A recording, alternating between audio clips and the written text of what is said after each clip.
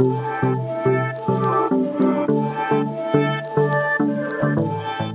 people have confidence, but sometimes it's just in the wrong area. Like I've noticed in the lighting industry, some people are like really, really confident that like they are the best installer or they are the best designer, which is great.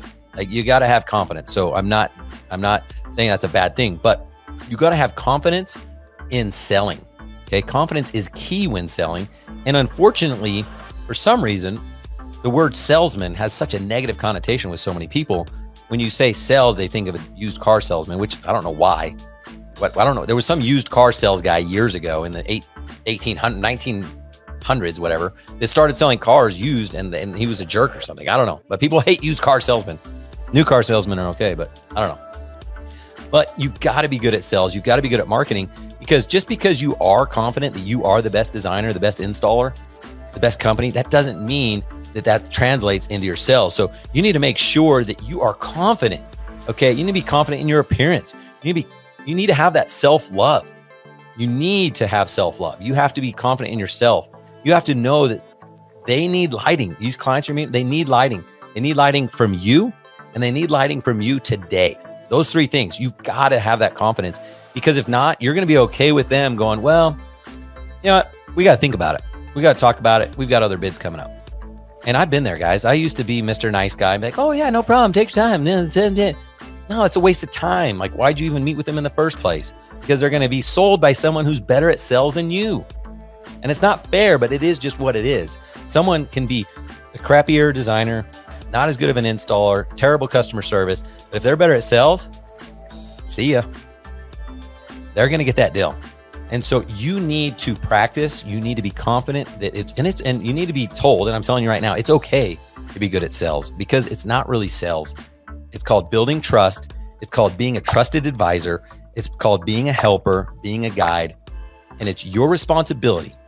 It's your responsibility to make sure that they go with you and not with your competition. And you know, because you're confident in yourself, that if they go with your competition, that they're going to have a terrible experience, and they're not going to be happy, and they're going to waste their money. So if you truly care about your client, if you truly love your clients, then you can't let them make a bad decision, which means that you got to be good at sales. You've got to do what it takes to get that deal.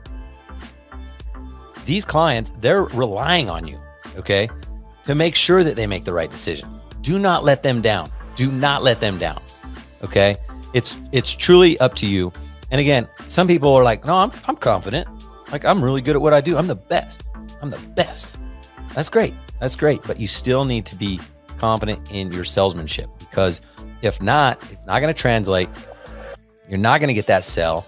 You're not going to be able to close it on the spot. And then somebody who is not as good as you at your trade is going to be better at you than sales. And they're going to meet you and they're going to defeat you. But listen, guys, that's how, like, you've got to get in that mindset to be ready to close the deal. You have to. And I know it's not what the world's taught you. The world's taught you that salesmen are evil, everything else. And, you know, why convince it? Like, no, you're not there to convince someone to do something they don't want to do.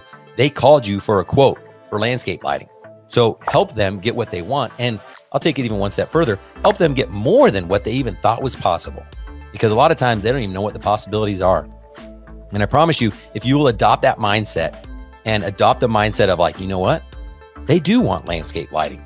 They do want landscape lighting from me, and they do want landscape lighting from me today. You're going to close every deal. You're going to get it done.